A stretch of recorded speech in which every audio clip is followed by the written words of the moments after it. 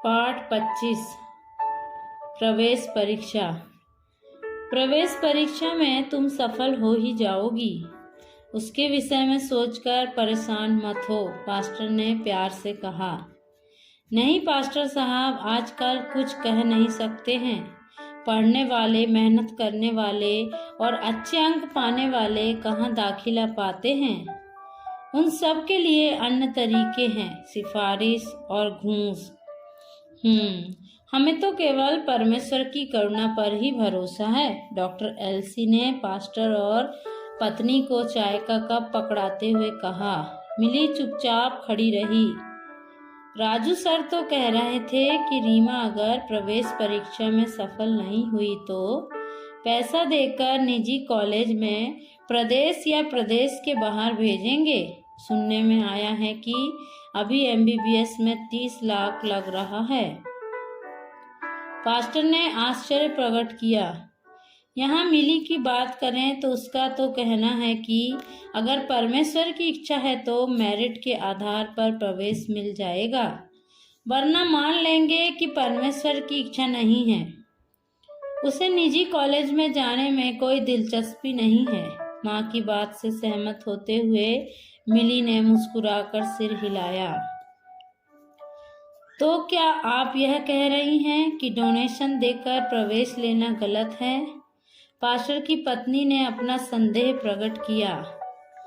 नहीं, ऐसी कोई बात नहीं है, परंतु मिली का कहना है कि यदि MBBS पढ़ना परमेश्वर की इच्छा है तो मेरिट में ही दाखिला मिल जाएगा। डॉक्टर एल्सी ने अपनी बात स्पष्ट की। कुछ भी हो, कलीसिया के सभी बच्चों को प्रभु ने बोर्ड परीक्षा में अच्छे अंक दिए हैं। मुझे तो ऐसा लगता है कि जितना उन्होंने चाहा उससे अधिक उन्हें मिला है। वह परमेश्वर निश्चय ही उन्हें आगे भी लिए चलेगा। हाँ पास्टर अंकल, जितना हम डिजर्व करते थे उससे कहीं अधिक मार्क्स हमको मिले हैं। मातृभाषा में कमजोर होने के कारण आधी हिंदी आधी अंग्रेजी में उसने कहा। 11वीं तक खाड़ी देश के किसी अंग्रेजी माध्यम के विद्यालय में पढ़ने के कारण मातृभाषा में वह कमजोर है।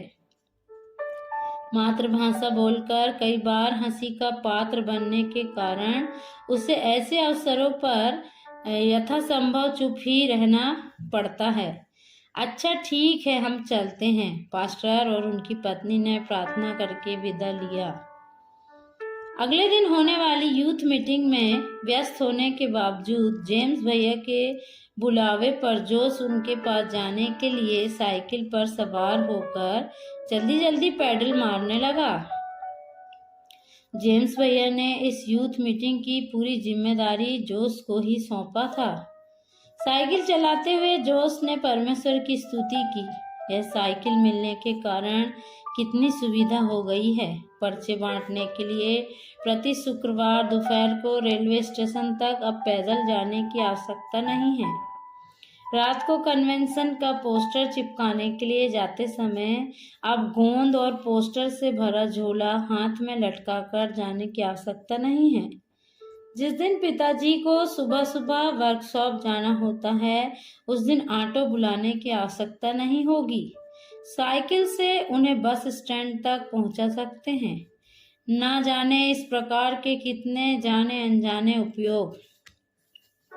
इन सब के बावजूद एक प्रश्न हमेशा उसे परेशान करता है, इस साइकिल को किसने घर के आंगन में छोड़ा था? किसने यह खरीद कर दिया है? उसके मन में बार बार जेम्स भैया का नाम आता है, किंतु उन दिनों वह गांव गए हुए थे। फिर कौन? रमेश अंकल उन्हें मुझसे प्यार तो है बहुत, परंतु उनकी माली हालत ऐसी नहीं है कि एक साइकिल खरीद कर दे। जेम्स के आवास के सामने पहुंचने पर जोश ने अपने विचारों पर विराम लगाया। स्टैंड पर साइकिल खड़ा करके ताला लगाया। उसने ताले को एक बार और खींचकर देखा, फिर दरवाजे की ओर चल पड़ा। जोश, भीतर से जेम्स ने उसे पुकारा। आपको कैसे पता चला कि मैं आया हूँ? उसने आश्चर्य से पूछा। तुम्हारे अलावा यहाँ कौन आएगा? और तो और तुम्हारी साइकिल की आवाज भी सुनाई दी। भैया, क्या आप जानने का कोई मार्ग बता सकते हैं कि मुझे यह साइकिल किसने दिया है, या फिर कहीं आपने ही तो नहीं खरीदा है? जोश, मुझे पता चला है कि तुम यह पता लगाने की कोशिश कर रहे हो कि किसने साइकिल दिया है। तुम यह ढूंढ ढांड बंद करो। बस इतना समझ लो कि किसी ऐसे व्यक्ति ने दिया होगा जो स्वयं से बढ़कर परमपिता परमेश्वर को महिमा देना चाहता है। जेम्स ने ऊंची आवाज में कहा। जोश ने आगे कुछ नहीं कहा। विशेष गंभीर मुद्रा में जब जेम्स भैया उसे बुलाते हैं तो वह समझ जाता है कि चुप रहना ही बेहतर है। इसलिए उसने मन में निश्चय कर लिया है कि वह उन्हें अब यह प्रश्न पूछकर तंग नहीं करेगा। जाने दो जोश, मैंने तुम्हें कुछ गंभीर बात करने के लिए बुलाया है। अब आगे क्या करने जा रहे हो? यह कैसा प्रश्न है भैया?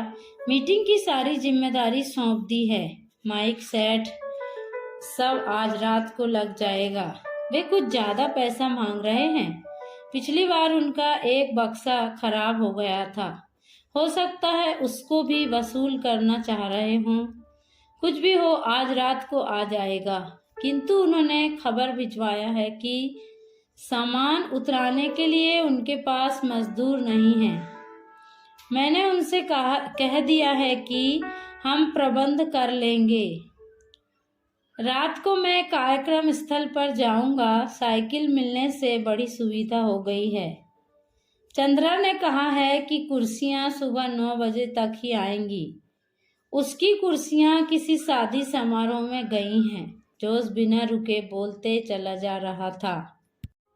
नहीं नहीं, मेरा यह मतलब नहीं है। तुम्हारे आगे की पढ़ाई के बारे में पूछ रहा हूँ। उसके चेहरे की ओर देखते हुए जेम्स ने कहा। इससे पहले कि जोश कुछ कहे, जेम्स ने पुनः कहा, तुम्हारे साथ कलीसिया के जितने बच्चों ने परीक्षा उत्तीर्ण किया है उनमें से सभी प्रवेश परीक्षाओं और अन्य पाठ्यक्रमों की तैयारी में लगे हुए हैं। बीच में रुककर जेम्स ने जोश की ओर देखा। बिना कुछ कहे निर्विकार भाव से वह नीचे की ओर देख रहा था। जेम्स ने अपनी बात जारी रखा। मैं जानता हूँ कि तुम्हारे पिताजी के लिए निजी संस्थाओं में भेजकर तुम्हें पढ़ाना कठिन होगा। मुझे लगा कि तुम मेरिट में दाखिला मिलने के बावजूद भी उसकी फीस चुकाने में असमर्थ होगे, इसलिए प्रवेश परीक्षाओं में रुचि नहीं ले रहे हो। नहीं जेम्स भैया, जेम्स की बात काटते हुए जोश ने कुछ कहना चाहा। मुझे अपनी बात पूरी करने दो। तुम्हें दुखी करने के लिए मैं ये सब बातें नहीं कह रहा हूँ। मुझे 100% निश्चय है कि यदि तुम प्रवेश परीक्षा में बैठोगे तो मेरिट में ही तुम्हें इस विषय में प्रवेश मिलेगा। तुम्हारे विद्यालय के कुछ शिक्षकों ने भी मुझसे इस विषय में कुछ ऐसा ही कहा है, इसलिए तुम परीक्षा में अवश्य बैठना। देखो, मैंने मेडिसिन और इंजीनियरिंग दोनों ही के प्रवेश परीक्षा के फॉर्म खरीद कर रखे हैं। मेज पर से 2 लिफाफे उठाकर उसके सामने रखते हुए जेम्स पुनः कहने लगे, तुम दोनों परीक्षा देना। मुझे यकीन है कि दोनों में ही तुम सफल होगे। हाँ, फीस के विषय में चिंता मत करना। मैंने इंग्लैंड में नौकरी करने वाले अपने 2 सहपाठियों से तुम्हारे ईश्वरीय प्रेम और समर्पण आदि के विषय में बताया है। उन्हें सुनकर बड़ा आश्चर्य हुआ। उन्होंने तुम्हारी पढ़ाई में हर मुमकिन सहायता करने का वायदा किया है। पढ़ाई, हॉस्टल के अलावा अन्य सभी खर्चे भी। तुम्हें वह सब वापस करने की भी आवश्यकता नहीं है। उन्होंने तो मुझसे यहाँ तक कहा है कि उनका नाम भी किसी को पता नहीं चलना चाहिए। बेटा, तुम्हें परमेश्वर कितना अधिक प्रेम करता है। कितनी अद्भुत रीति से वह तुम्हारे लिए मार्ग तैयार कर रहा है। इसलिए फॉर्म भरने के लिए तुम्हें बुलाया हूँ। अब केवल 3 दिन और बचे हैं। कोई बात नहीं, मेरे दफ्तर का एक सहकर्मी कल राजधानी तक जा रहा है। उसने कहा है कि वह फॉर्म सीधे कॉलेज में जमा कर देगा। अपनी बात कहने के पश्चात जोश की आनंद मिश्रित प्रतिक्रिया देखने के लिए उसकी ओर देखा, किंतु जोश के चेहरे पर किसी प्रकार की खुशी नहीं थी। जेम्स ने उसकी आंखों में नमी आते हुए देखा। अपने हाथों से आंखें पोंछते हुए उसने कहा, मुझे मालूम है कि आप मुझे बहुत प्यार करते हैं। पिताजी ने मुझ पर बहुत दबाव डाला है कि मैं प्रवेश परीक्षा में बैठूं। कैनरा बैंक के मैनेजर से पिताजी ने बात भी किया था। मैनेजर ने वायदा किया था कि लोन के लिए परेशान ना हो, पढ़ाई का खर्चा वे उठा लेंगे और पढ़ाई तक लोन वापस करने की चिंता भी नहीं करना है। माँ ने कहा था कि लोन लेकर पढ़ना कठिन लग रहा है तो वह अपने मायके से मिले जमीन को बेचकर उस पैसे से फीस चुका देंगी। अब तुम्हें ये सब बातें नहीं सोचना है। मैंने कहा ना कि लोन और जमीन बेचने के बिना ही कैसे परमेश्वर ने सब कुछ प्रबंध कर दिया है। जेम्स ने उसकी बात काटते हुए कहा, नहीं जेम्स भैया, ऐसी बात नहीं है। जोस जरा हिचकिचाया। और क्या, मुझे प्रवेश परीक्षा में नहीं बैठना है, मुझे इसकी इच्छा भी नहीं है। सिर झुकाकर बैठे बैठे जोस ने कहा, जोस तुम यह क्या कह रहे हो? तुम और किस कोर्स में प्रवेश लेना चाह रहे हो? किसी साधारण कोर्स में प्रवेश मत लेना। ऐसे कोर्स के बाद नौकरी वगैरह के लिए दिक्कत होती है। जेम्स अपना धैर्य खोने लगे थे। नहीं नहीं, मैं और क्या जोस, तुम खुलकर कहो। उसके कंधे पर हाथ रखते हुए जेम्स ने कहा, मुझे प्रभु की सेवा में जाना है। हाँ, यही मेरी इच्छा है। उसने जेम्स की ओर देखकर दृढ़ स्वर से कहा। क्या? जोस की बातें सुनकर जेम्स चकित रह गया। कुछ देर तक दोनों ने कुछ नहीं कहा। जोस, क्या तुमने अच्छी तरह सोच विचार कर यह निर्णय लिया है? हायर सेकेंडरी में 97% अंक लेकर तुम प्रदेश में 9वें स्थान पर उत्तीर्ण हुए थे। बेटा, तुमको क्या हो गया है? मुझे लगता है कि तुम्हारे इस निर्णय में परिपक्वता नहीं है। तुम्हारे घर की परिस्थिति, ये सब तुम्हें ही तो ठीक करना है। फिर दुखी मत होना। क्या तुम एक डॉक्टर या इंजीनियर बनना नहीं चाहते हो? नौकरी के साथ भी तुम सुसमाचार प्रचार कर सकते हो। जेम्स ने लगभग हार मानते हुए कहा। जोस ने धीरे से अपना सिर उठाया। उसकी आंखों में उमड़े आंसुओं में जेम्स ने एक प्रकार की ईश्वरीय दृढ़ता देखी। जेम्स भैया, स्वामी की दाग की बारी, वही मेरा सपना है। उसके सामने किसी और बात ने मुझे आकर्षित नहीं किया है। मेरा सारा सपना यही है। एक डॉक्टर बनने या एक इंजीनियर बनने से बढ़कर प्रभु की दाग की बारी में उसके खेत में काम करना मुझे अधिक अच्छा लगता है। इसलिए नहीं कि डॉक्टर या इंजीनियर बनना गलत है, किंतु बस इतना ही कि मेरा चुनाव यही है। जैसा आपने कहा, मुझे कभी अपने निर्णय पर पछताना नहीं पड़ेगा। इतना तो मैं निश्चित कह सकता हूँ, जोस ने कहा। जेम्स निश्चय नहीं कर पा रहे थे कि क्या उत्तर दें। उन्हें लगा कि एक 17 वर्षीय लड़के के सामने वह बहुत छोटे हो गए हैं। जोस की बातों का कोई जवाब न दे पाने के कारण जेम्स चुपचाप बैठे रहे। उसने धीरे से आवेदन पत्रों का लिफाफा वापस मेज पर रख दिया। फिर वहां से उठकर कचरे की टोकरी में डालते हुए जेम्स ने कहा, बेटा, अब तुमसे कहने के लिए मेरे पास कुछ नहीं है। तुम्हारा चुनाव ही सही है, यही उत्तम चुनाव है। दोनों उठ खड़े हुए। जोस को विदा करते समय जेम्स के मन में समुद्र की लहरों के समान कोलाहल था। शाम को सड़क पर जेम्स को देखकर वर्गीस अंकल उनके पास पहुंचे। उसने मुझे सब बताया है। जेम्स का हाथ अपने हाथों में थामे वर्गीस अंकल कहने लगे, जेम्स, उसकी इच्छा के अनुसार होने दें। उसके इस निर्णय में हमें खुशी ही है। सबसे अच्छा, जिसमें कोई विकलांगता नहीं, सर्वश्रेष्ठ ही प्रभु को देना चाहिए। उसकी वेदी पर यह अच्छा होता है। अपनी आंखों में आई नमी को छुपाने के लिए जेम्स का हाथ छोड़कर वर्गीस अंकल मुड़कर चलने लगे। जेम्स उनकी ओर देखता रह गया। पाठ 26, नया मोड़। कंपनी में जाने के लिए सुबह सुबह नहा धोकर तैयार होकर जेम्स बाइबल लेकर बैठ गया। इन दिनों वह पहला राजा 19 अध्याय पढ़ रहे थे। एलिया भविष्यवक्ता इजबेल रानी की धमकी से निराश होकर मरुभूमि में जाकर झाऊ के पेड़ के नीचे सो गया है। 5वां पद, भीतर कुछ जलन जैसा हो रहा है। उसे पता चल गया परमेश्वर को उससे कुछ कहना है। वह 7वें पद के आगे नहीं जा पा रहे थे। दूसरी बार यहोवा का दूत आया और उसे छू कर कहा, उठकर खा, क्योंकि तुझे बहुत भारी यात्रा करनी है।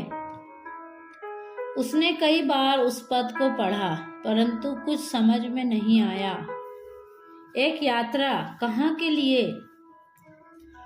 उसे कुछ समझ में नहीं आया। उसने बाइबल बंद किया, स्वयं को वचन के सम्मुख समर्पित किया, हमेशा की तरह परिवार के लिए प्रार्थना किया, कलीसिया के आत्मिक दर्शन में परिवर्तन होने के लिए प्रार्थना किया।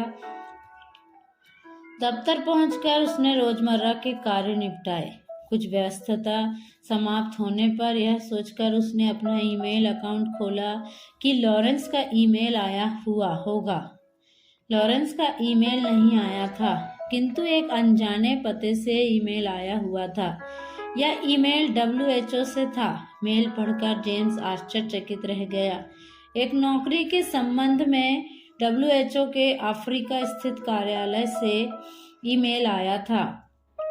अचानक जेम्स को स्मरण आया, 2 वर्ष पहले MBBS करने के पश्चात जब कहीं भी नौकरी नहीं मिल रही थी, तब WHO में आवेदन किया था। वे अब बुला रहे हैं।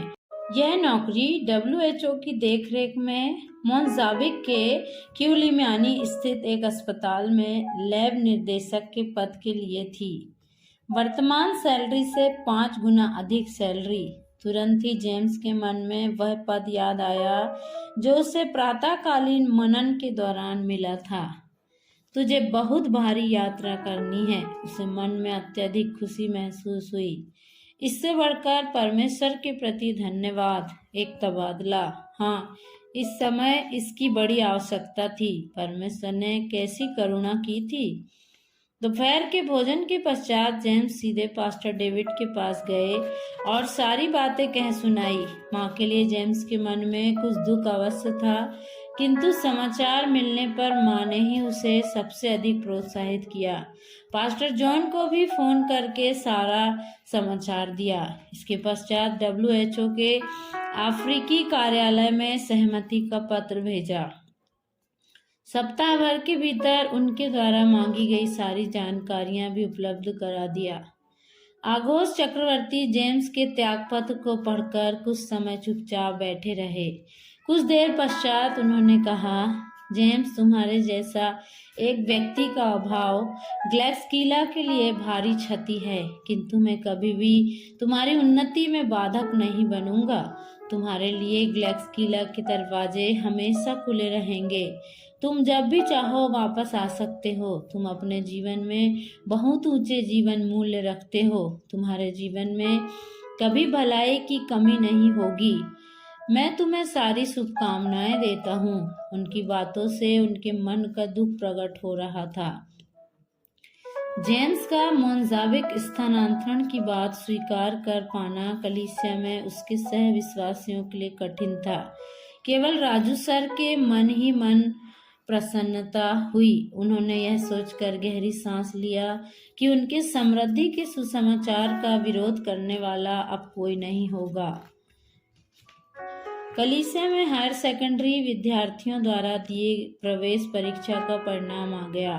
मिली को MBBS में मेरिट के साथ प्रवेश मिला, वह भी AIS all India institute of medical science में। यह देखकर जेम्स ने परमेश्वर की स्तुति की कि उसने डॉक्टर एल्सी की बेटी को श्रेष्ठ संस्थान में पढ़ने का अवसर प्रदान किया है, जिन्होंने अपने जीवन में यीशु और उसके सुसमाचार को सबसे अधिक स्थान दिया था।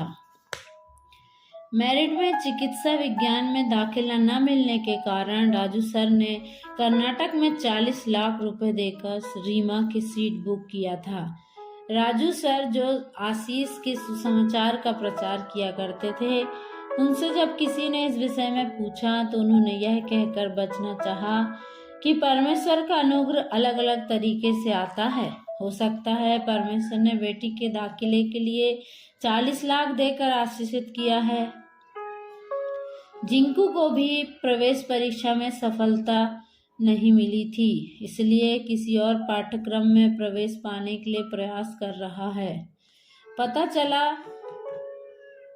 पर कि जोस ने किसी स्थानीय बाइबल कॉलेज में प्रवेश पाकर बाइबल अध्ययन करने का निर्णय लिया है। पास्टर डेविड ने उसे किसी बड़े सेमिनारी में जाकर अध्ययन करने का सुझाव दिया। पास्टर साहब, मुझे नहीं लगता कि मुझे उसकी आवश्यकता है। मुझे परमेश्वर के वचन का अध्ययन करना है बस। मुझे इससे बढ़कर कोई अच्छा नहीं है। मुझे नहीं लगता कि बड़े सेमिनारी में जाने से मुझे कोई विशेष फायदा होगा, क्योंकि मुझे तो उत्तर भारत में सुसमाचार सेवा हेतु जाना है। मेरा मानना है कि यह सब तो अध्यापन कार्य या धर्म विज्ञान में शोध वगैरह के लिए आवश्यक होता है। जोस के तर्क का सामना करते हुए पास्टर ने उसके साथ सहमति व्यक्त किया और मान लिया कि यही अच्छा है। यात्रा की सारी तैयारी पूरी हो गई थी। वीजा भी हाथ में आ गया था। मोंजाबिकिया की यात्रा करने का दिन निकट आ रहा था। जेम्स पास्टर और एल्सी आंटी से मिलने गए। कल ही एल्सी आंटी कह रही थी कि 2-3 महीने से जेम्स इधर नहीं आए हैं। जब से तुमने अफ्रीका जाने की बात की है, हम इस विषय के लिए बराबर प्रार्थना कर रहे हैं। पास्टर की बातों में वात्सल्य झलक रहा था। वापसी से पहले कुछ समय जेम्स ने उनके साथ प्रार्थना में व्यतीत किया। परमेश्वर एक विशेष अभिप्राय के साथ जेम्स को क्यूमियानी भेज रहे हैं। भजन 144 का पहला पद याद रखना। वह मेरे हाथों को लड़ने और युद्ध करने के लिए तैयार करता है। हर परिस्थिति में इस पद को याद रखना। प्रार्थना के पश्चात वापस निकलते हुए पास्टर ने सलाह दिया, जेम्स एक बार फिर देख लो, पासपोर्ट, टिकट, वीजा, सारे कागजात हैं कि नहीं। घर से एयरपोर्ट के लिए निकलते हुए टॉमी ने याद दिलाया।